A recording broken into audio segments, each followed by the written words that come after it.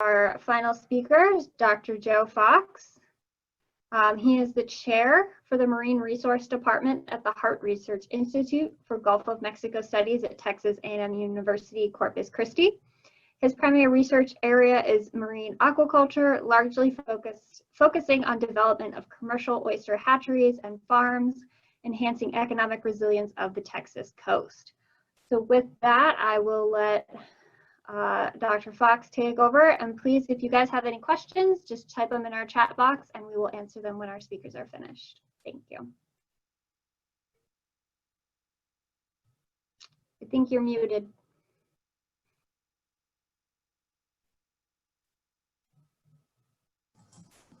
Sorry about that. Well, thank you very much, and I appreciate the opportunity to come and talk to people about what's going on in Texas. And so, you know, I think Bill gave a wonderful summary of oyster aquaculture and what it means from the hatchery all the way to the farm and different options. And what I'm going to talk to you about primarily is Texas and what we have going on here in this particular state. And I would like to, say that we are just now started. We haven't been involved in commercial oyster aquaculture, let alone hardly any research in terms of oyster aquaculture in the state of Texas for quite a while. So we're just getting started here, and but we are growing. So we'll go to the next one here. Give you a background on the Texas. You to put it in presentation mode. It makes it larger. I'm sorry. Yeah, perfect. Thank you. Just to give you an idea of what's going on with the Texas oyster fishery right now, we're sort of in a decline. We have about 2,300 acres of private lease, essentially only in Galveston Bay, 23,000 acres of public fishing grounds that are seasonal from November to April. We have about 300 active boats fishing in Texas, and which employs around 1,200 to 1,500 individuals. This represents something in the neighborhood of about $70 million in economic impact to Texas, depending upon how you measure that. And basically, we have a very volatile situation in terms of availability of oysters coming out of Texas waters, anywhere from a high of about 6 million pounds, down to a low that was in, I believe, 2015 of around 1.6 million pounds. And so these are fluctuating primarily based on freshwater inflow, plus also, we had 2 years of very strong freshwater inflow in 2015 and 2016 that drove the market, or the yields down quite a bit. And then we got whacked by Hurricane Harvey in 2017. So we're sort of, the fishing industry is sort of on a general downward trend. There's other reasons for that, and including primarily fishing issues and trying to regulate the fishery itself, overfishing issues that have led to certain measures being implicated or implemented in Texas in terms of limits, in terms of bags caught or harvested per day by the boats. One solution, obviously, for Texas is aquaculture and oyster aquaculture. We were essentially the last state to get involved in this. Why would we want to be involved in oyster aquaculture in Texas? And the first is that we have that general downward trend that I mentioned. And in some cases, especially if you have an oil spill or anything in Galveston Bay in the off season, off public ground fishing season, the private fishing leases are also shut down. And so you don't really have a source of oysters in Texas. Another reason is that we've probably lost 50 to 85% of our oyster reef in Texas, and many of them presently are, even when the season opens up, public grounds fishing season opens up, they're closed due to a variety of different reasons. In fact, half of Matagorda Bay was closed for quite a while during public ground fishing season, simply because of the golden algae bloom. So that persisted. So there's a variety of different reasons for the reefs declining and the yields coming out of the fishing sector. But another reason on the good side why we should do it here is that we have fairly warm waters here. We have faster growth, and we can, in cage culture it's possible that we could get a lot of oysters out faster than a lot of the other areas of the United States, particularly the northern areas. We have about 1.5 million acres of bay water or surface, potential surface area for farming. Not all of that is suitable for farming. I would say probably in the neighborhood of 200,000 acres, 100,000 acres might be suitable, but we're a long ways from trying to get into that level of production. The other reason is that we feel that by getting into cage culture of oysters and providing oysters into the market, we have a chance of perhaps limiting the overfishing of reefs and giving some of the reefs that, especially reefs that are restoration type reefs, a real strong chance of coming back and providing ecosystem services. The advantages to oyster aquaculture that people need to be aware of are numerous, and not the least of which is that you have much higher survival in oyster farming than you would in the wild. Say, if you were to take the eyed larvae that you produce out of the hatchery and just throw it out on a reef or deposit on a reef, the survival would not be necessarily good. And in natural spawning events, survival of the spawned oysters, the oyster larvae, is not real high. So by putting those oysters in an enclosure, you increase their survival. The other is that the stock of oysters that you have out on a farm or in your different farming areas are easily quantifiable. You know where your oysters are, you go right to them, and as a result of that, you have essentially lower equipment depreciation and operating costs. The oysters that Bill mentioned that we produce in oyster aquaculture can be, basically boutique type oyster half shell trade, and that command a much higher price than, say, clumps of oysters.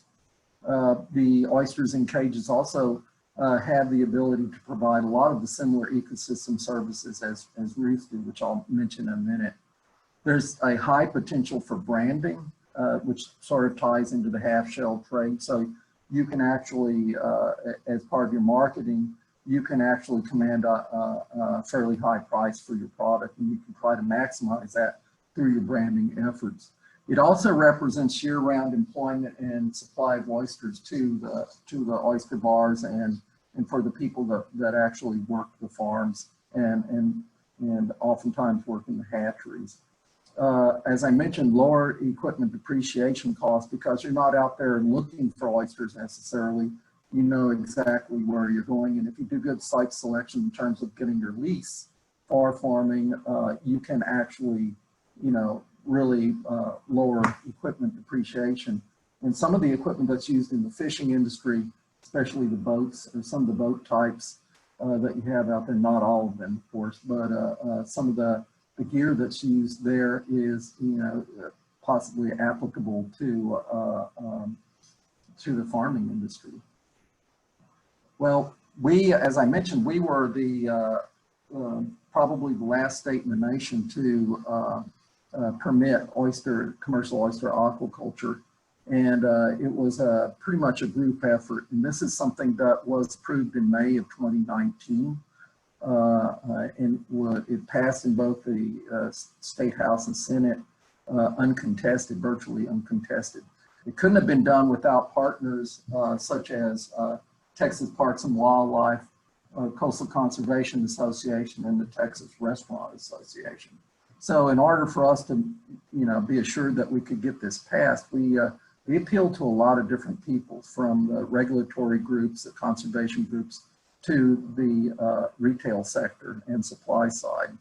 What it did was it empowered the Texas Parks and Wildlife Department commissions to serve as a regulatory body. They meet 5 times a year, and so if we mess up in terms of the rules and regulations. We had 5 opportunities throughout the year to change that by proclamation. And so where we're at right now is that the regulations are currently teed up with application forms that are going to be available between sometime now and August 31st of this year. In other words, there's going to be some head starting in terms of getting the forms out to applicants so that they can fill them out and get going before the the flag basically comes up on September 1st, 2020. We anticipate having oyster farming starting here sometime in the fall. So we're all eagerly anticipating that. The thing I want to talk about now is this aspect of resilience. And primarily for us at this point in time, there's 3 major aspects of resilience. There's economic resilience, there's ecosystem resilience, there's issues such as habitat type resilience that I'm going to talk about here in the next few minutes. So as we all know, oyster farming is, sort of a growing industry in the United States. It's fairly large, and it actually is proving to be an alternative to ocean-based livelihoods that are the livelihood that fishermen engage in. And a lot of them have been caused to change their lifestyle and how they earn their livings based upon negative impacts to fisheries. There's a lot of examples of that throughout the Gulf and up the eastern coast. We were particularly hard hit by Hurricane Harvey, and a lot of these working waterfronts in Texas basically went away in 2017, and they have a hard time coming back right now. A lot of our public fishing grounds in Texas are often closed. Probably 60–65% of these approved areas are subject to closure and go into conditional closure status also. And oftentimes the private leases, as I mentioned, if you have a toxic oil spill in Galveston Bay where all the private fishing leases are, there, that whole bay will close down, and so even the private sector is very much vulnerable to closure. So at times in Texas, the restaurants can't provide Texas oysters, and we have to import a large percentage of those from out of state. Maybe that would not be the case with aquaculture, which distributes the risk across the entire coast. And so that's what we're looking at here in Texas, is to develop oyster aquaculture in the variety of different bays and estuaries. We don't have sounds, we primarily have bays, and they're pretty much enclosed bays with barrier islands out in front of them, shallow wind-driven bays. Texas oyster farming could eventually provide hundreds of new jobs in direct farming, hatcheries, processing, the supply side, and retail sectors. So we could somewhere be in the tens of millions of dollars of economic benefit to Texas. So oyster aquaculture could be another means of providing economic resilience to the Texas coast.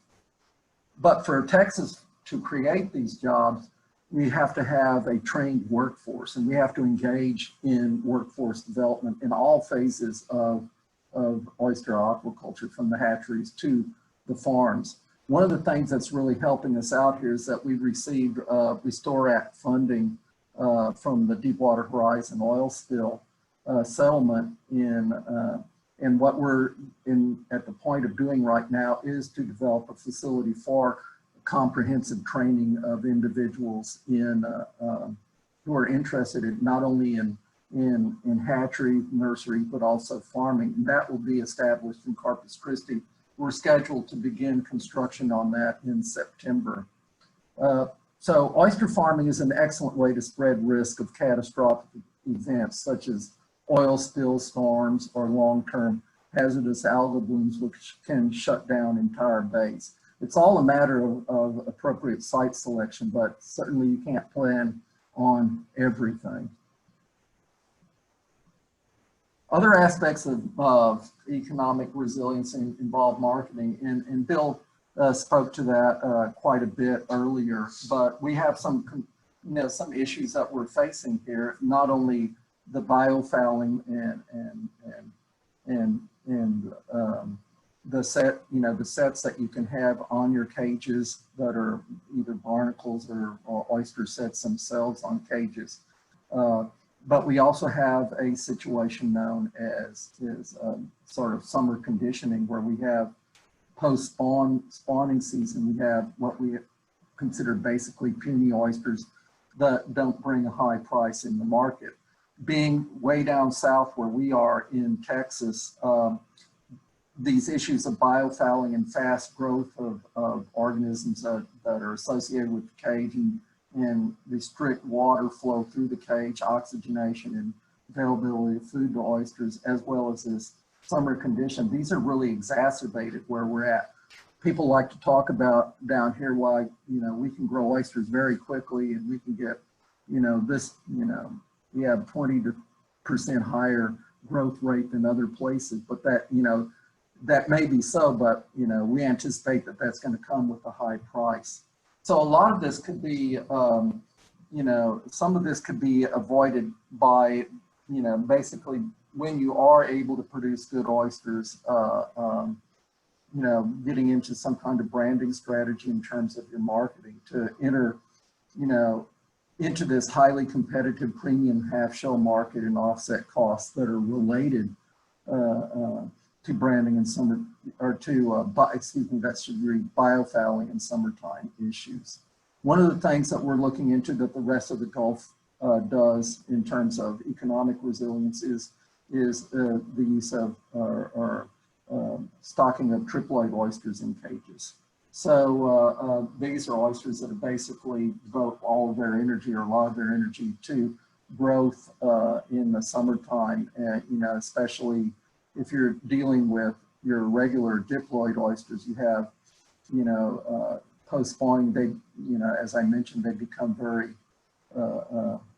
watery and small biomass. The triploid oysters will continue to do that because they're focusing primarily on building body mass.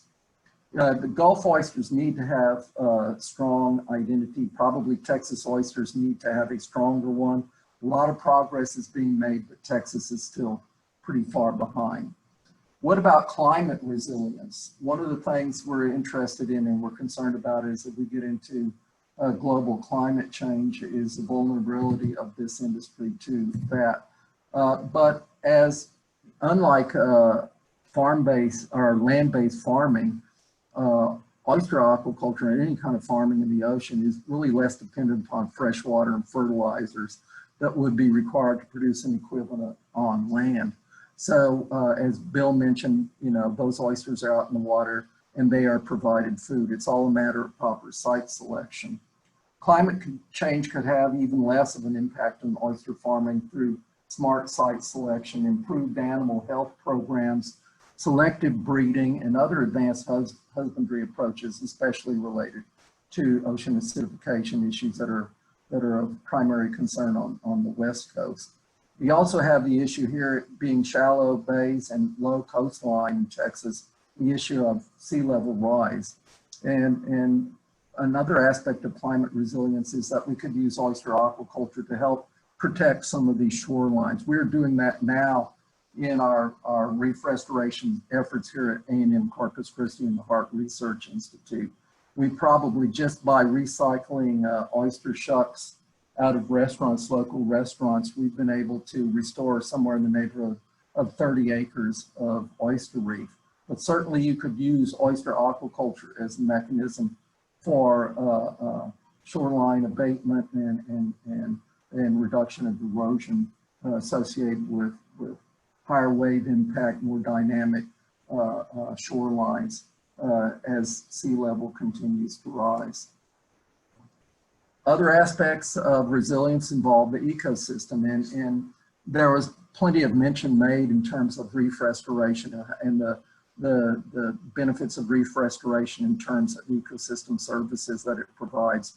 And so this complex three-dimensional structure of oyster reefs, it really is a great area for development of diversity of benthic organisms that all support the marine, or the estuarine food web, food chains that we have in the bays here in Texas as well as everywhere else.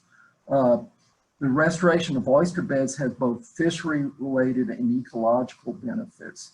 We can use oyster aquaculture for the benefit of developing, reefs that we're trying to restore along the Texas coast. But at the same time, aquaculture cages themselves are structures and represent complex structure. Not quite the surface area that you have on oyster reefs as you see in the image here, but they can act in a similar manner as reefs, especially for rocky substrate dwelling finfish. I'm not going to go into a lot of detail about the ecosystem services that oysters perform in general, but oyster farming does lend itself to provision of ecosystem services. And you can just, I'm not going to go through all these because of time, but you can see the benefits, and this comes from the East Coast Shellfish Growers Association. You can see that as with reefs, oyster farming does present ecosystem services and the ability to provide that to our bays and estuaries. Another aspect of ecosystem resilience is that oyster cages can provide habitat for different species.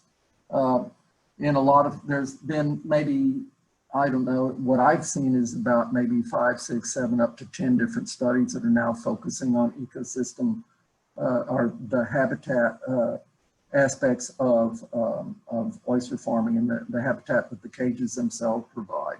So it can be complex sort of infrastructure for our bays and estuaries. It seems like most of the species of finfish that occupy rocky reefs can equally occupy cages, and some actually prefer cages, others don't, but it appears to be very site and species specific.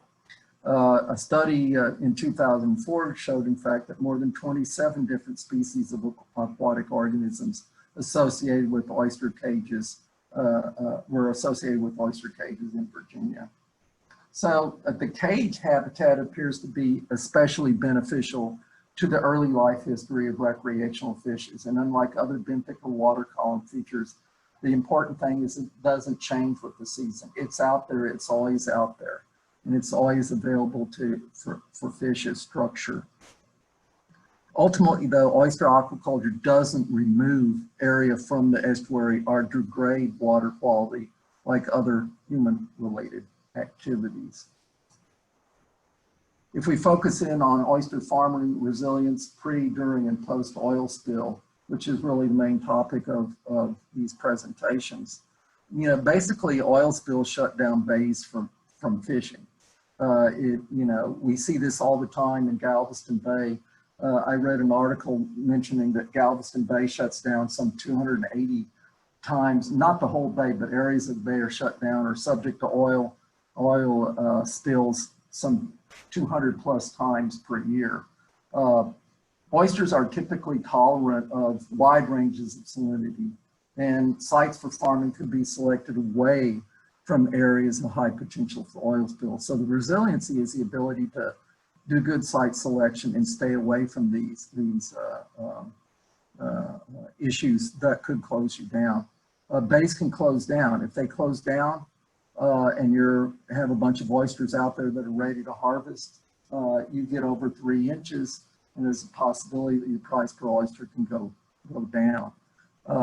So we need, one of the possible aspects of the farming is the ability to identify and maybe maintain more than one lease. I'm not certain how the rules and regs for Texas are going to roll out, but there is a possibility that farmers could have more than one lease. And there is a possibility of moving cages, but it's, as Bill mentioned, it would be very time consuming. And usually in the cases of oil spills, you have very short notice. There's also the strong interest on the part of some to produce oysters on land and in lined ponds, but I think we're a long ways from that. Hatcheries can avoid most oil pollution situations by proper siting and water treatment. One of the last things I wanted to show you here is just some of the research that we have going on. And we're just starting here. We don't have a lot of research data to show people, but we are engaged in biofouling studies in one of the bays here near Corpus Christi, Copano Bay. We're looking at a very important issue here in terms of rules and regulations, and that involves the impact of oyster farming on seagrass. So we have a study that's starting on that. We have a study going in terms of biofouling, primarily using the mid-water column or ALS type cages.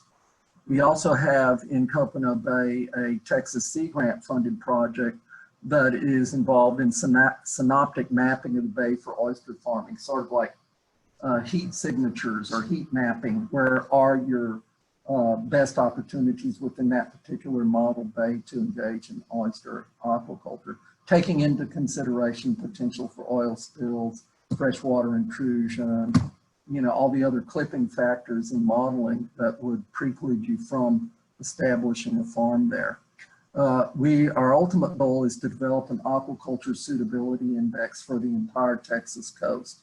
We're also working with a group out of Europe to do some modeling to determine what is the capacity of Copano Bay and what are these hot spots, and not only just where you can put an oyster in the water and it'll live, but where you can put oysters in the water and actually make money. We have a federal fisheries disaster relief project going in Matagorda Bay up the coast. This is just a demonstration type farm from which we're deriving economic data as well as management type data and biometrics on the oyster growth. These are a mix of floating cages and ALS cages. And two other things that are going on, I mentioned the Restore Act award that will develop will be involved in workforce development and construction of the hatchery in Corpus Christi. But we also are in the process of constructing a commercial hatchery entitled the Palacios Marine Agricultural Research Hatchery in Palacios, which is up in Matagorda Bay area. So we actually have two hatcheries going here. They're not going to be big hatcheries, and they shouldn't be big hatcheries because we have to grow. And so they're going to have the ability to expand with demand, but they're certainly no giant operations as of yet. Last slide is basically what do we need in terms of research here in Texas. We need to look at different cage types for different locations, improved habitat and biodiversity. We need to develop our own, and we've been mandated by the Texas Parks and Wildlife Department to develop our own line of Texas tetraploid oysters to create a triploid oyster opportunity for Texas. We want to develop breeding programs, and we're working with people across the Gulf to do this for traits such as salinity tolerance and disease resistance.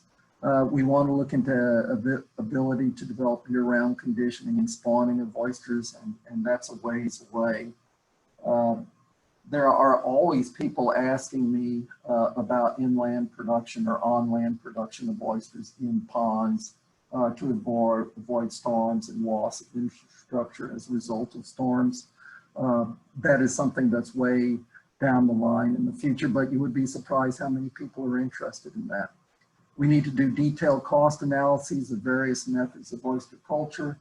And finally, as always is the case, we need to start developing some marketing and branding strategies for Texas because we're the last in line, basically. So with that, I think I'm done, and we'll go ahead and I think we'll roll into the questions now.